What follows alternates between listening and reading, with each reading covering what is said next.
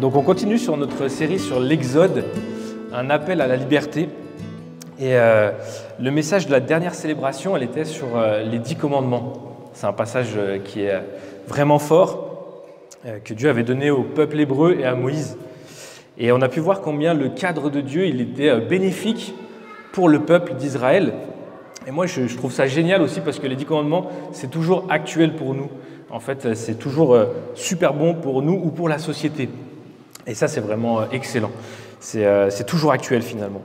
Je vous encourage, si vous n'avez pas entendu ou vu tous nos messages, à aller sur le site internet de l'Église et puis ou sur Spotify, vous verrez, il y a tous nos audios et les messages. Comme ça, vous aurez une vision d'ensemble sur le livre de l'Exode et ça vous aidera à mieux comprendre. Yes, pour introduire ce passage qu'on va voir aujourd'hui, donc de l'Exode, je voudrais vous partager une pensée que j'ai remarquée. Je ne sais pas si vous avez remarqué, mais depuis que les civilisations humaines existent, eh bien en fait, elles ont toujours recherché le divin.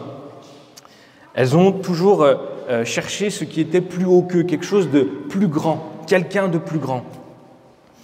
Et pour de nombreux peuples, eh ben, il y avait une multitude de dieux qui avaient plein de temples, plein de prêtres, à l'image des Égyptiens par exemple, et plein d'autres peuples d'ailleurs. Et ça peut paraître bizarre, mais je pense que notre société actuelle, eh ben, en fait, contemporaine, elle n'est pas tellement différente de ces sociétés qui avaient plein de dieux. Ça peut paraître bizarre. Et je vous montre un extrait de ce qu'a dit Timothy Keller, c'est un pasteur écrivain, à ce sujet sur les idoles du cœur. Donc c'est une citation. « Chaque culture est dominée par ses propres idoles, possède sa propre prêtrise, ses totems, ses rites, et à ses temples, que ce soit des gratte-ciel, des spas, des salles de fitness, des studios ou des stades, des lieux où des sacrifices doivent être pratiqués pour se procurer les bénédictions de la vie. » Et puis, un petit peu plus loin, dans son livre, il nous dit, il dit ça comme exemple, « Nous ne brûlons pas d'encens devant l'image d'Artémis, mais quand l'argent et la carrière prennent des proportions incommensurables, nous accomplissons une sorte de sacrifice d'enfants en négligeant nos familles et nos communautés afin d'arriver en haut de l'échelle financière et professionnelle. » Je trouve ces citations vraiment puissantes. Et je crois que tous et toutes, on recherche, on sert finalement nos propres dieux. On a bâti nos propres sanctuaires pour nous approcher d'eux. Et pour certains, ça peut être par exemple le succès, ou d'autres, ça peut être le culte du corps, le plaisir, les loisirs. C'est quelque chose que finalement beaucoup de gens recherchent comme si c'était un dieu, leur dieu. Notre cœur, c'est comme une fabrique à idoles. Voilà, c'est une phrase très connue. Et je trouve ça vraiment pertinent et parlant. Et si on est honnête, on trouverait tous des idoles dans nos cœurs, des petits dieux. Et j'aime bien cette idée parce que ça nous met tous au même niveau. Croyants, incroyants, en fait, même les chrétiens peuvent être dedans. On est tous à ce même niveau. Et du coup, aujourd'hui, je vous propose de découvrir un aperçu du Dieu de la Bible. Le Dieu en lequel l'Église, comme à la maison, elle croit. Notre Église, celui en lequel on a placé notre confiance. Peut-être que vous ne le connaissez pas, peut-être que vous le connaissez.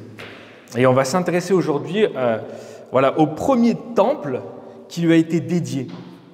Et on va voir justement quelle particularité il a, ce Dieu de la Bible. Donc on est ici dans le dernier chapitre du livre d'Exode, et donc c'est notre dernier message sur ce livre. Et je ne sais pas si vous savez, mais le peuple de Moïse a passé vraiment très longtemps dans le désert, des années et des années et des années à marcher. C'est vraiment incroyable. Et ils ont vu la main de Dieu agir, mais plein de fois. Ils ont vu des miracles, ils ont vu des œuvres de puissance, mais tellement dingues qu'ils ont dû rester estomaqués. C'est sûr, Dieu avait fait ça pour les délivrer et pour les guider. Et le passage qu'on va lire, c'est vraiment un moment charnière, un tournant dans l'histoire des Hébreux. Donc ils ont quitté l'Égypte pour une terre promise que Dieu avait promise aux ancêtres, à leurs ancêtres. Et en chemin, ils sont encore dans le désert, dans le passage qu'on va lire, eh ben, ils vont vivre un moment qui va marquer leur communauté pour toujours. Ils vont créer le tabernacle. une sorte de grande tente avec une cour extérieure. C'est vraiment une consécration pour eux. C'est un moment qui va être unique dans leur communauté. On va lire le passage qui nous intéresse. Donc c'est dans Exode 40, 30 à 38. Enfin, il dressa le parvis autour du tabernacle et de l'autel, et il mit le rideau à la porte de cette cour. C'est ainsi que Moïse mit un terme aux travaux. Alors la nuée couvrit la tente de la rencontre, et la gloire de l'Éternel remplit le tabernacle. Moïse ne pouvait pas entrer dans la tente de la rencontre parce que la nuée restait dessus et que la gloire de l'Éternel remplissait le tabernacle. À chacune de leurs étapes, les Israélites partaient quand la nuée s'élevait au-dessus du tabernacle. Et si la nuée ne s'élevait pas, ils ne partaient pas, jusqu'à ce qu'elle s'élève. De jour, la nuée de l'Éternel était sur le tabernacle, de nuit, il y avait un feu à l'intérieur de la nuée. Elle était visible de toute la communauté d'Israël à chacune de leurs étapes. Je ne sais pas, c'est pas forcément évident de comprendre ce qu'est le tabernacle. Moi, il y a quelques années, franchement, je ne savais pas trop ce que c'était. Donc, pour faire simple, le tabernacle, c'est comme la maison de Dieu sur terre, pour le peuple juif de l'époque. C'est le premier temple qui a été consacré à Dieu. Voilà, grosso modo, c'est le premier temple qui a été fait pour Dieu. Ce n'était pas encore un temple en pierre, comme ça a été fait des années après à Jérusalem. Là, ils étaient dans le désert et il fallait qu'ils aient quelque chose qu'ils pouvaient manipuler parce qu'ils allaient encore bouger. Mais avoir quand même un lieu consacré à Dieu, malgré tout. Et on va décortiquer un petit peu ces versets qu'on a lus pour mieux comprendre. Le premier point qu'on va voir, c'est le Dieu glorieux au milieu de nous. Donc le premier verset, « Enfin il dressa le parvis autour du tabernacle et de l'autel, et il mit le rideau à la porte de cette cour. C'est ainsi que Moïse mit un terme aux travaux. » Donc on voit que dans ce verset, Moïse il met un terme aux travaux du tabernacle, il finit les derniers détails, ça y est, c'est achevé. Et dans le chapitre qui précède ce passage, pour avoir un point de contexte, on voit que Dieu demande à son peuple, qui est encore dans le désert, de construire ce temple avec de nombreuses règles très précises, avec les matériaux à employer, les vêtements des sacrificateurs. C'est vraiment très, très, très, très précis. Des fois, on s'y perd un peu même. Moïse, lui, il va prendre ces informations de Dieu, il va les donner au peuple, et là, il va avoir un grand chantier. Tout le monde va faire ce chantier pour créer le fameux tabernacle.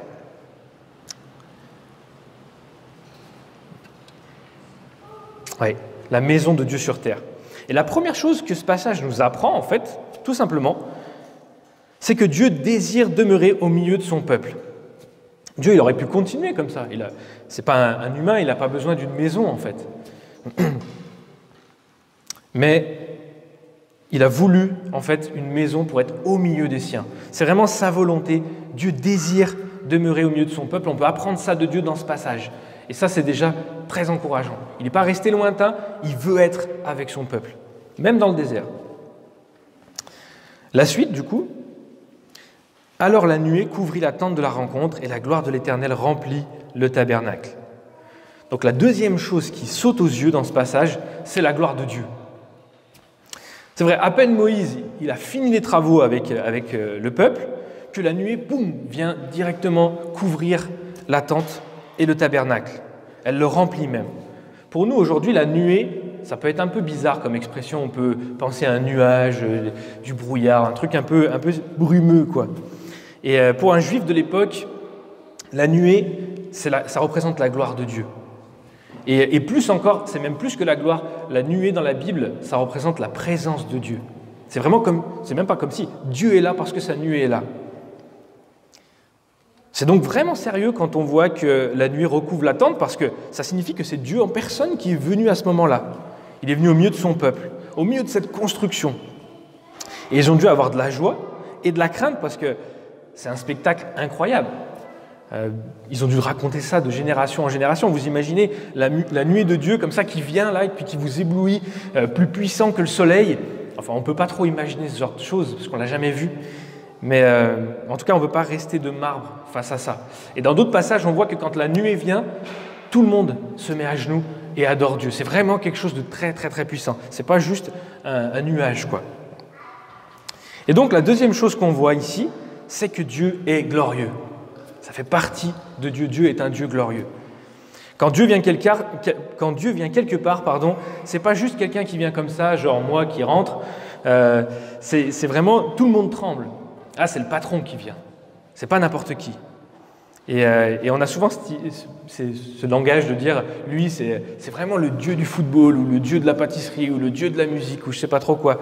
Et quand on voit ce passage, en fait, on voit que nos dieux terrestres sont bien petits à côté du Dieu céleste. C'est incomparable. Dieu est glorieux, il est éblouissant.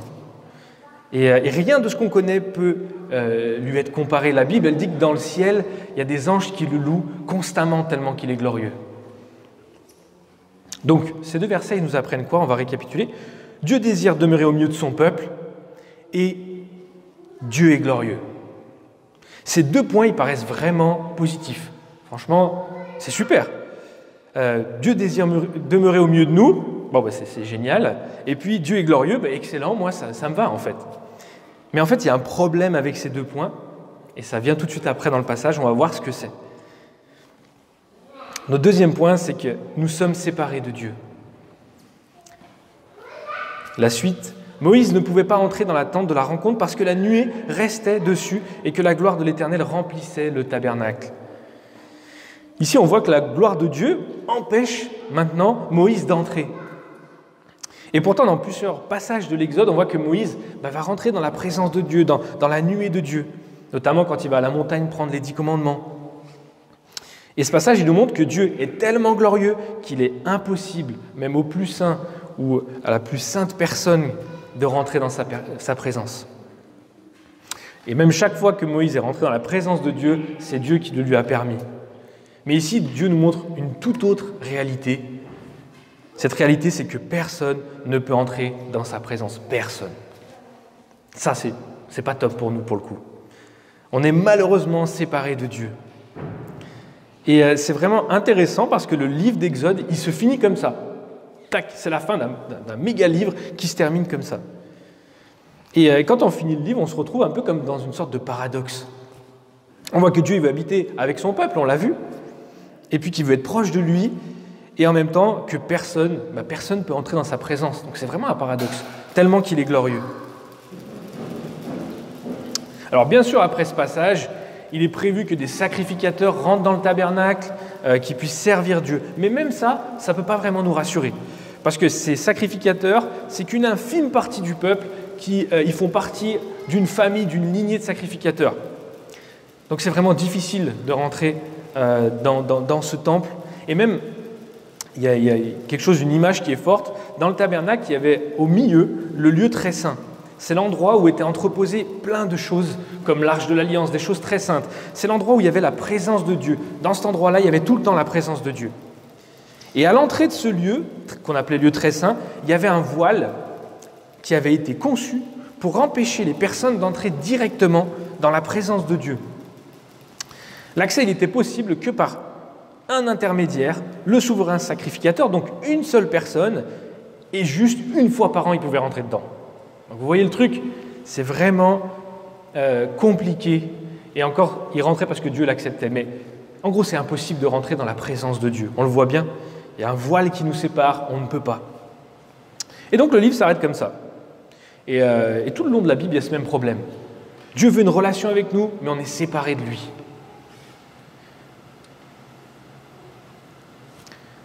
Le troisième point qu'on va voir, c'est que le péché lavé par les sacrifices. C'est le troisième point qu'on va voir. Le péché lavé par les sacrifices. Cette séparation qu'on a, elle est due à ce que la Bible appelle le péché. Le fait que depuis toujours, les humains ont rejeté Dieu, ils ont préféré dire eux-mêmes ce qui était bien ou mauvais selon eux. Il n'y a qu'à regarder de plus près les informations, actuellement, pour être choqué par toutes les injustices, par toutes les guerres, la pauvreté, la pollution mondiale, la souffrance, qui malheureusement rythme l'histoire de l'humanité. Et c'est une souffrance que nous, on a engendrée. C'est nous, les êtres humains. Il y a comme un bug dans notre système mondial. Quelque chose qui ne tourne pas rond. Et tout le monde s'en rend compte dans un certain sens. Et la Bible dit que ce qui a provoqué ça, c'est notre séparation avec Dieu. notre séparation avec Dieu. Et le problème avec le péché, c'est que pour Dieu, il doit être condamné. Il veut condamner le péché parce que Dieu est pleinement juste. Et selon la loi, sa loi à lui, le salaire du péché, c'est la mort. C'est vraiment des mauvaises nouvelles pour l'instant que je vous donne, mais la mort physique, premièrement, et puis la mort éternelle dans un second temps, un endroit de tourment éternel, qu'on appelle communément l'enfer. Ça, c'est le salaire du péché, c'est vraiment sérieux en fait. Mais Dieu ne veut pas ça. Il ne veut pas qu'on soit séparés pour l'éternité, ce n'est pas sa volonté. C'est la dernière chose qu'il désire même. C'est pour ça qu'il n'a cessé tout au long de l'histoire d'appeler les êtres humains, de se révéler à eux, de leur tendre sa main, pour nous sauver de notre propre perdition à nous. Selon la Bible, c'est lui qui nous a créés pour qu'on vive dans sa paix, dans son amour, pour qu'il soit le centre de nos vies, pour qu'on connaisse une joie qu'on n'a jamais connue ici, malheureusement. Alors, Dieu a trouvé un moyen, parce qu'il ne voulait pas qu'on meure, pour faire comprendre au peuple juif la gravité du péché, mais aussi toutes les conséquences. C'est le sacrifice. Ça paraît vraiment barbare. Et dans un certain sens, ça l'est.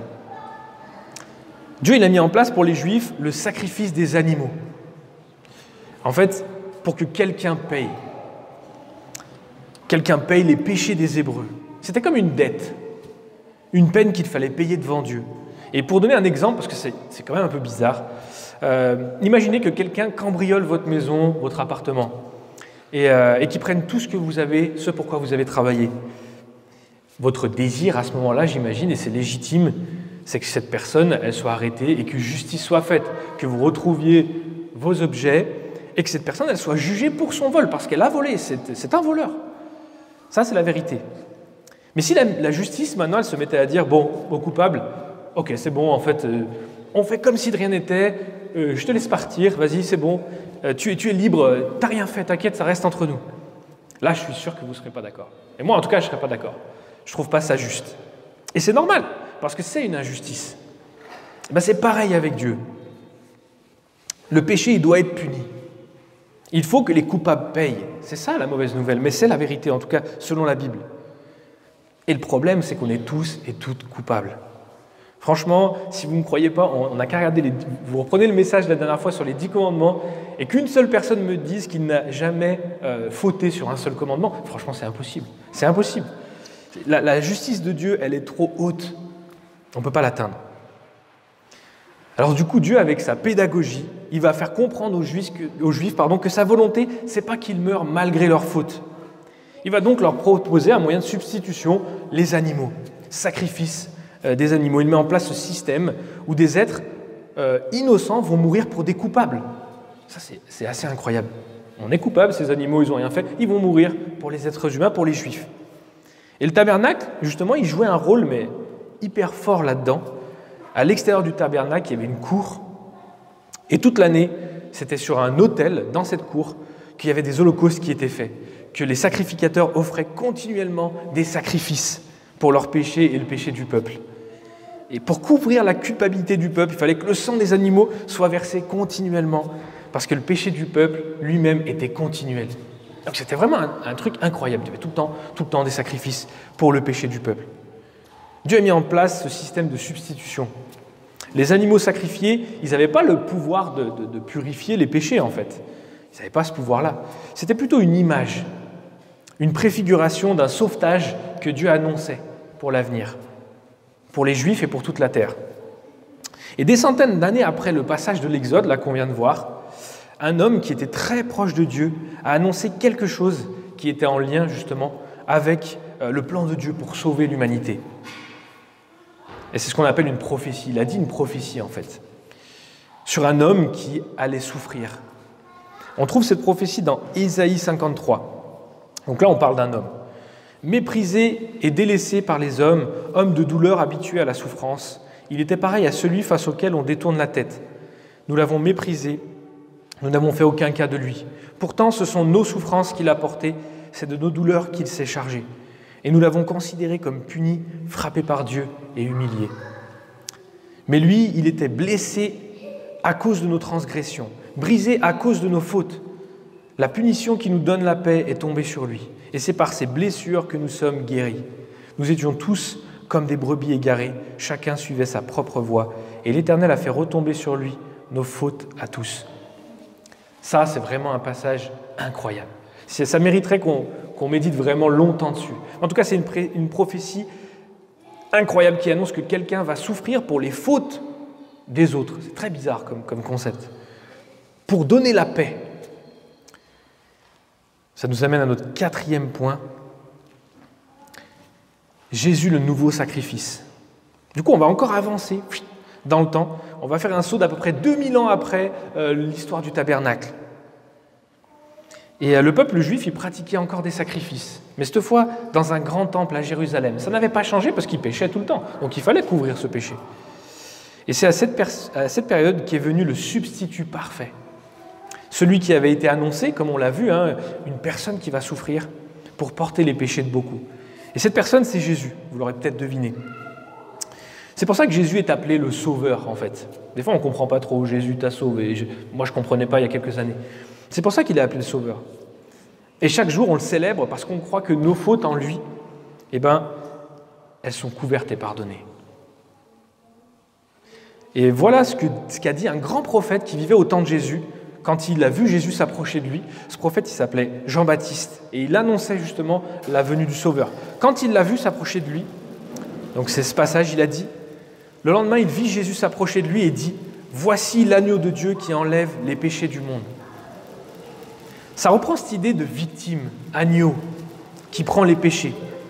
À la différence que cet agneau, il enlève le péché, il ne le masque pas juste, il l'enlève carrément. Ça, c'est une grande différence. Il le fait disparaître. Et de plus, il ne le fait pas juste pour un peuple, selon ce verset. Non, il le fait pour le monde entier. Le monde entier. Il n'y a pas de racisme avec lui, il n'y a pas de gens trop mauvais ou trop bons. C'est tout le monde qui vient sauver. Et on n'oublie pas que c'est à cause du péché, justement, que les Juifs étaient séparés, qu'ils ne pouvaient pas rentrer dans la présence de Dieu. C'est le péché qui met le bazar, en fait. Et d'une manière générale, c'est le péché pour nous aussi qui nous empêche d'aller auprès de Dieu. En tout cas, le Dieu de la Bible. Dans sa présence. Jésus enlève le péché du monde. Voilà ce qui nous est dit. Et voilà ce que dit Jésus de lui-même. Là, c'est lui-même qui a dit ça. Je cite, c'est vraiment punchline. Donc c'est dans Jean un peu plus loin. Jésus lui dit, il parle de lui-même, « C'est moi qui suis le chemin, la vérité et la vie. On ne vient au Père qu'en passant par moi. Si vous me connaissiez, vous connaîtriez aussi mon Père. Et dès maintenant, vous le connaissez et vous l'avez vu. » Alors ça, c'est de la déclaration. De ma connaissance, à ma connaissance, il n'y a pas d'autre homme qui un jour ont fait une telle déclaration. Les gens qui ont dit, moi je suis un grand personnage, mais là, je suis le chemin, la vérité et la vie, là c'est vraiment très très fort.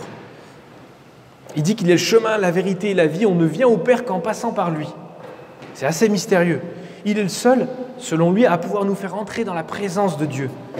Là où les Juifs ne pouvaient pas entrer, lui, selon ses dires, il peut nous faire entrer auprès de Dieu. Auprès de Jésus, on peut avoir un accès à Dieu. Et même dans ce verset, il dit encore plus, si vous regardez bien, c'est complètement incroyable. Il dit que celui qui l'a vu, il a vu Dieu. Il dit celui qui m'a vu, il a vu Dieu. Ça voudrait dire que Jésus est Dieu selon ce verset. C'est ce qu'on appelle l'incarnation. Et ça, c'est vraiment incroyable. Ce que Dieu propose à ce moment-là pour le péché du monde, c'est la vie de son Fils incarné, son Fils qui fait que un avec lui. En fait, c'est Dieu lui-même qui s'incarne en être humain, en personne fragile, en rançon pour nos vies à nous, tous et toutes. Jésus, qui est le Dieu Tout-Puissant, s'incarne sur cette terre pour mourir à notre place. Voilà ce que ça veut dire. Mourir sur une croix en plus. Comme l'avait annoncé Isaïe, qu'on a lu, avec des souffrances terribles. D'ailleurs, l'endroit où s'est passée la crucifixion, elle n'était pas très loin du temple de Jérusalem. Le gros temple qui avait été fait justement plus tard pour Dieu. Et vous vous rappelez de cette histoire de rideau qui séparait le lieu très saint des sacrificateurs, qui séparait les gens de ne pas entrer dans la présence de Dieu. Eh bien, il y était aussi dans le grand temple, ce grand voile en version XXL.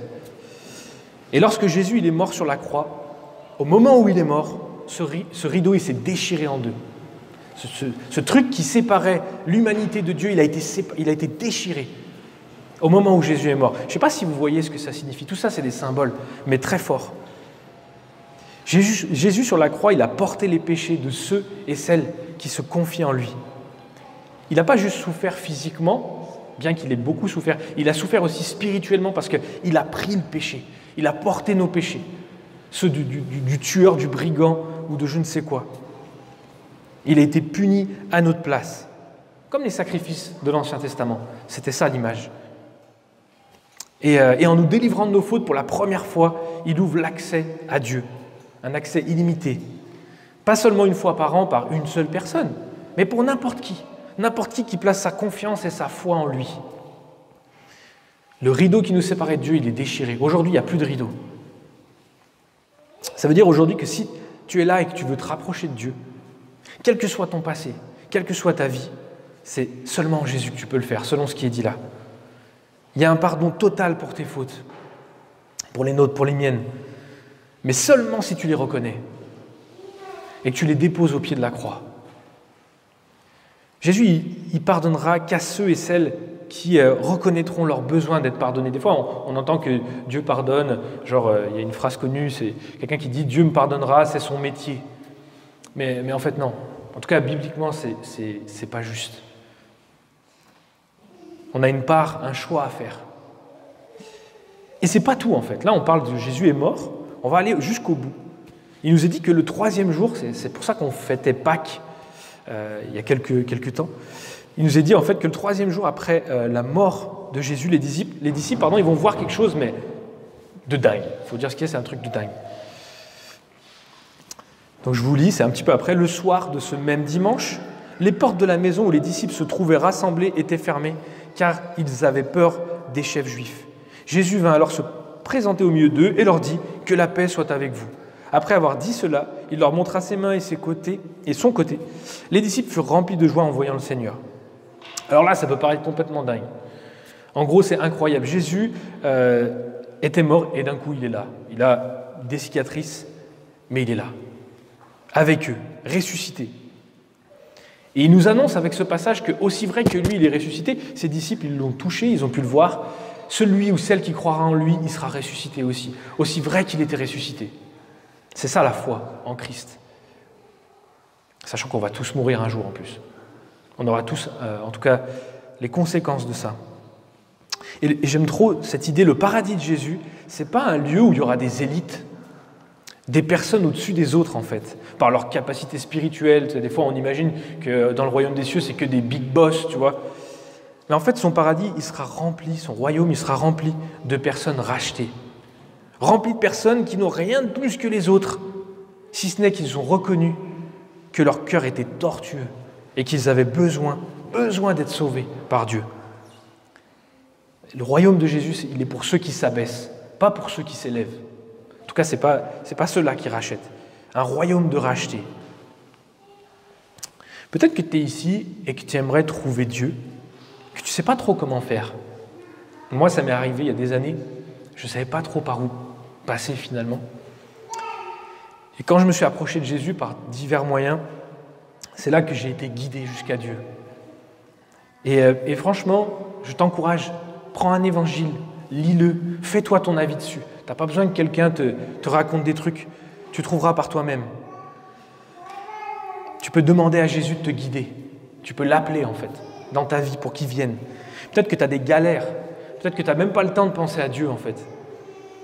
Mais Jésus, il peut t'apporter une paix et un espoir que tu n'imagines même pas. Peut-être qu'il peut même t'apporter la délivrance. Et peut-être que tu es chrétien ou chrétienne, et puis que tu es là et que tu te sens loin de Dieu. Moi, j'ai une parole d'encouragement pour toi, c'est la Bible qui le dit, c'est que Jésus est le chemin. Il a tout accompli. Tu as juste à aller vers lui, en fait. Des fois, on a ce truc de, quand ça ne va pas, quand on se sent loin de Dieu, en fait, on a un réflexe, on va encore plus loin de Dieu. C'est vraiment mortel, en fait. Jésus, lui, il te dit, viens à moi, c'est moi qui vais t'aider. C'est moi qui vais te donner la force. Je suis le chemin, la vérité et la vie. Jésus est la vérité, la lumière qui peut sauver ton âme. Et si tu te sens loin de Dieu, alors approche-toi de lui. Et je suis persuadé que tu vivras quelque chose. Et après ce message, il y a vraiment du contenu. C'est vraiment court pour raconter tout ça. Je vous propose de prendre un petit temps de réflexion. Nathan, si tu veux venir, où Nathan va jouer un petit peu de guitare, juste pendant 1 ou 2 minutes, où on peut réfléchir. Je ne sais pas où vous en êtes, je ne sais pas quelle est votre vie, mais prenez ce temps avec Dieu si vous le voulez. Vous seul pouvez prendre cette décision de se placer devant Jésus. Personne ne peut prendre cette décision à votre place et c'est vraiment pas conseillé. Et puis à la fin, je reviendrai pour prier. Si ça vous dit, on prend 1 ou 2 minutes.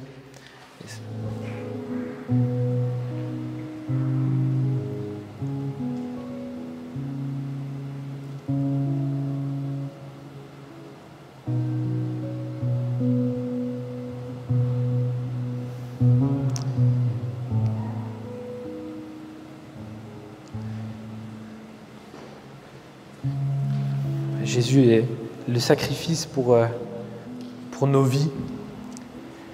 Et j'aimerais prier pour ça, justement. Seigneur, je te remercie pour ta parole qui est si puissante, Seigneur. Merci parce que tu fais des choses mais extraordinaires, Seigneur. Merci parce qu'on était tellement séparés de toi. Personne ne mérite de venir devant toi, Seigneur. Mais toi, tu fais quelque chose d'incroyable que nous, on ne ferait même pas. Tu t'incarnes, toi qui es Dieu. Tu deviens un tout petit être, un homme, Seigneur. Toi qui nous as créés, alors que c'est nous qui avons tout foiré. Seigneur, c'est toi qui viens pour nous sauver encore une fois. Et je te bénis, Jésus, pour ça. Je te remercie pour ce que tu as fait. Seigneur, viens embraser nos cœurs, viens embraser nos vies. Seigneur, vois comment on est égoïste, loin de toi. Seigneur, viens parler à ceux qui ne te connaissent pas. Viens parler à ceux qui te connaissent. Ouais, viens illuminer nos vies, viens illuminer ma vie, Seigneur. Je suis tellement ridicule dans ma manière d'être, dans ma manière d'agir. J'ai tellement besoin de ta grâce, j'ai tellement besoin de ton sacrifice. Seigneur, merci parce que tu es mort à la croix pour moi. Tu as souffert pour nous tous qui croirons en toi. Tu as souffert une souffrance que jamais je connaîtrai. Tu as pris nos péchés, toi qui étais saint.